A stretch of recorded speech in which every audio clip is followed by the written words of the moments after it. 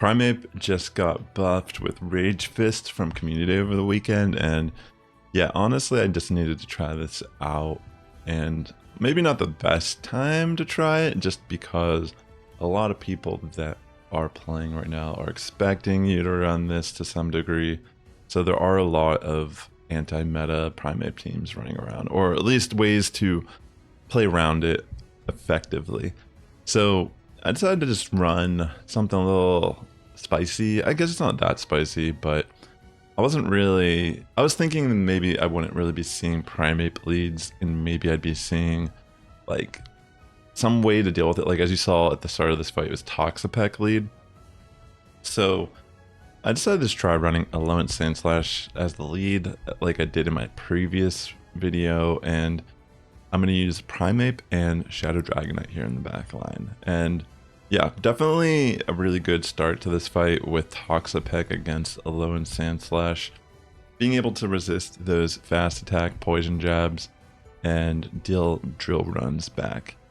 Yeah, so for the most part, this team's like, alright, I guess. I mean, I just wanted to try out Primeape, and honestly, the rise of Talonflame is slightly concerning, trying to run something like Alolan Sandslash.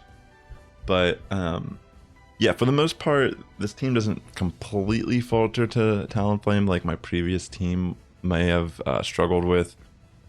So I get an Azumarill lead here, which is actually pretty good for Sandslash, considering they're not really running Hydro Pump right now. I mean, occasionally they will, but the chances of them running Hydro Pump are actually pretty slim. And in this matchup, it may seem scary, but because Alolan Sandslash can actually tank, Play Rough, and Ice Beam, it puts me in a position where I can kind of whittle down the Azumarill with drill runs. And I decided to make kind of a play here to switch in Primeape real quick.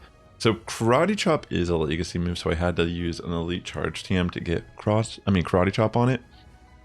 But yeah, it's insane. I mean, I've never even used a Karate Chop Pokemon yet during this season since it's been buffed, and I will admit that that kind of was something I struggled with counting and facing against, because I didn't really look much into how fast it generates energy, but wow, it's insane. I mean, I can understand why the Machamps were popping off, and they still are, of course, but yeah, Primeape, kind of insane with the Karate Chop plus Rage Fist, which is now its new signature move.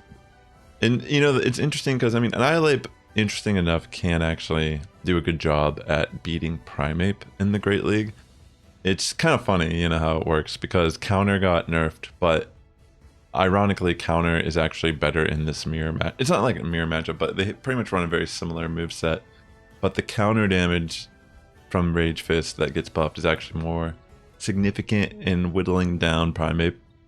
Plus, the Annihilate resists the fighting moves entirely, so it does put them in a very unique situation where I guess you could run Annihilate still. I mean, I think the thing about getting nerfs in this game is, you know, everyone's so afraid to run counter users, but they're not actually that bad still. I mean, the meta is a little centric around like poison types, it feels like. I mean, there are a lot of fairy and poison types currently running around, so that in itself kind of is a reason why maybe fighting isn't getting much love right now. But at the same time, it really is just such a good typing still in the format. I mean, there's a lot of steel types, there's a lot of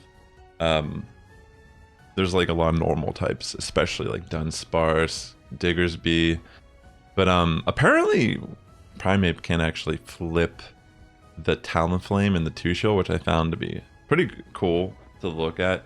I mean, you're gonna have to throw your charge moves properly in that matchup, no doubt, and I'm assuming the reason it can flip it is primarily because it tries to shield the first Rage Fist or whatever, like the way the AI determines it.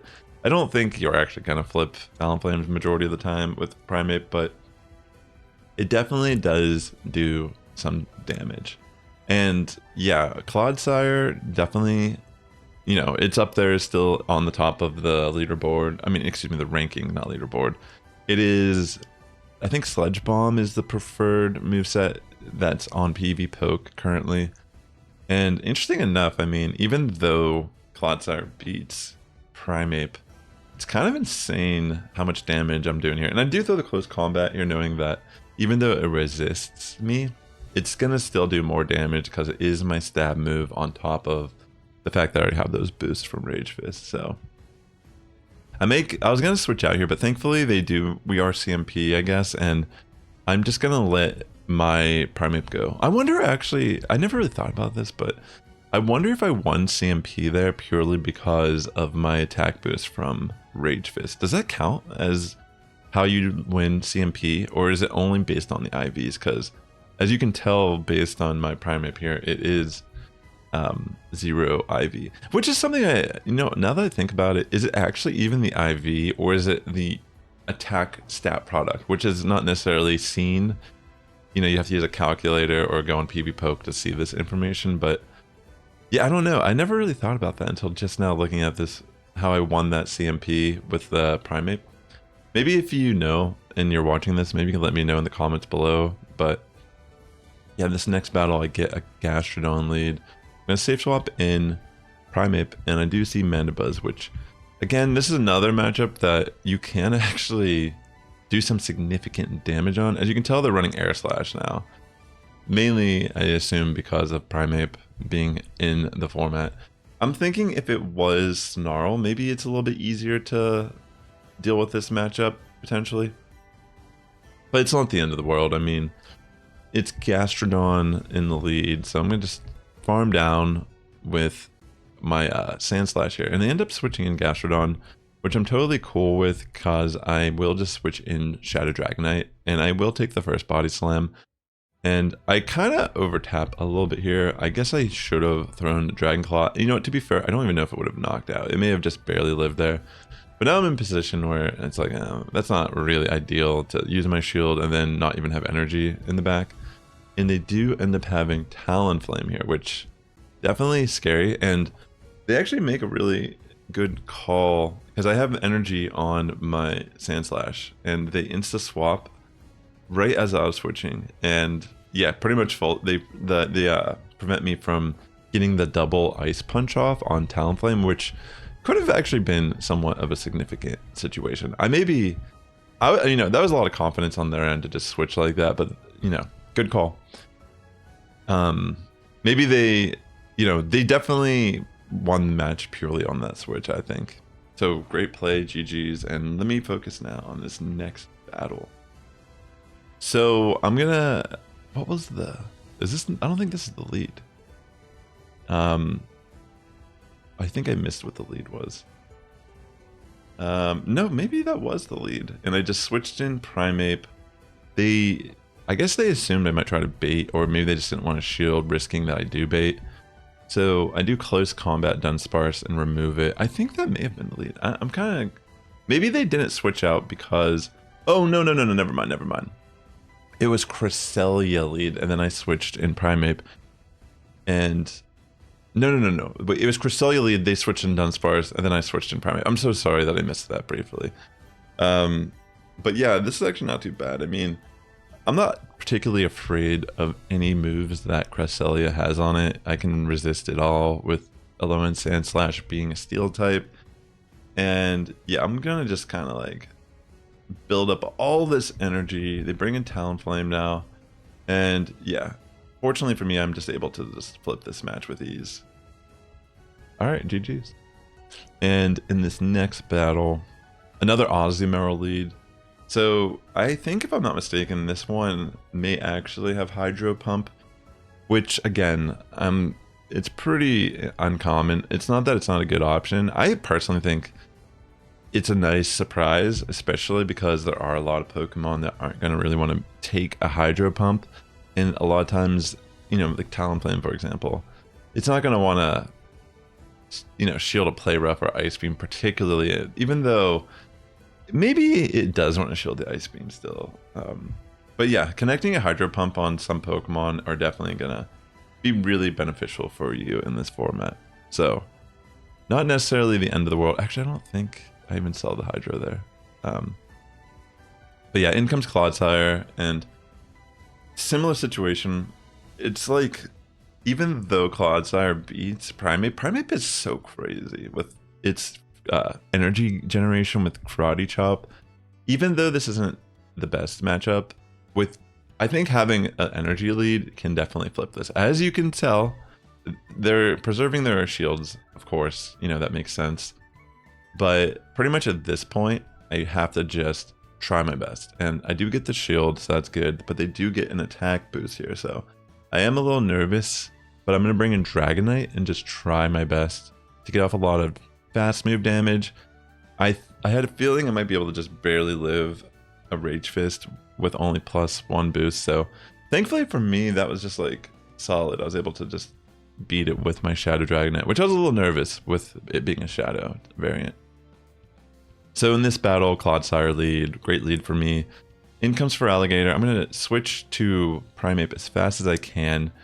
And this is going to be pretty significant because they do actually just commit these shields. I'm wondering if it's, for this matchup, maybe the Feraligatr has to take the first Rage Fist, or maybe it's just too much damage to take in general. Like maybe it can't actually take damage here because of how much attack maybe even the Karate Chop is doing plus the attack boost.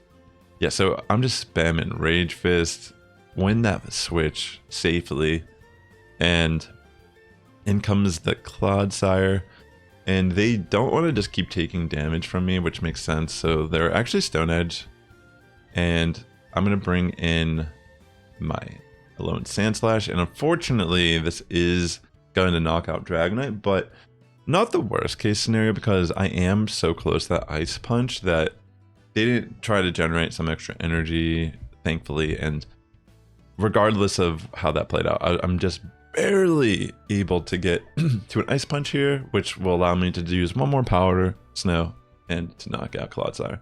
Also, if you're watching this video, please hit that like button. It does help my content out a lot here on YouTube. And yeah, thanks for tuning in. So yeah, I get a Como-O lead. I actually make a pretty significant mistake here. I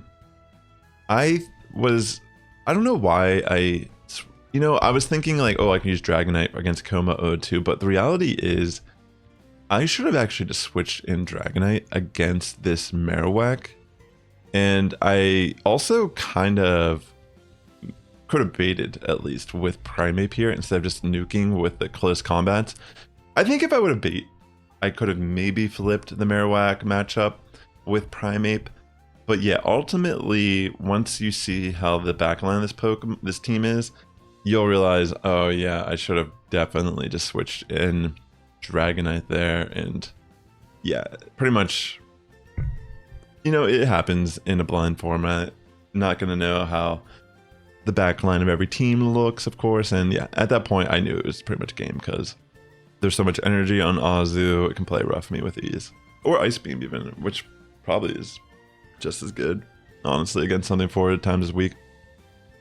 This is actually one of those battles I wanted to kind of show you how the Annihilate, interesting enough, does a good job against the Primeapes that are running around. So yeah, regardless of like the nerf of counter, a lot of times like the nuance of typing and movesets kind of play a big role in how the Go Battle League can play out for people.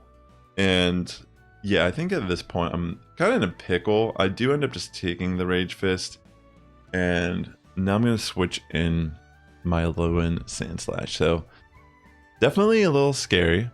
And if I remember correctly, I'm trying to remember how I play this. I'm pretty sure I just lose because I feel like they have a Abomasnow in the back line for this team, if I remember correctly. Like, they pretty much have a Abomasnow. If I remember right. Yeah, I don't even get the Ice Punch there, which is a little unfortunate. Yeah, GG. So those are some battles with Primeape, and yeah, let me know if you got yourself a nice Primeape for Great League and if you've been using it. With that being said, ladies and gentlemen, the Sass Squad is getting stronger each and every day. Good morning, evening, afternoon for tuning in. I'll catch you in the next one. And if you'd like to watch more Go Battle League content from me, consider watching this video right here or this video right here.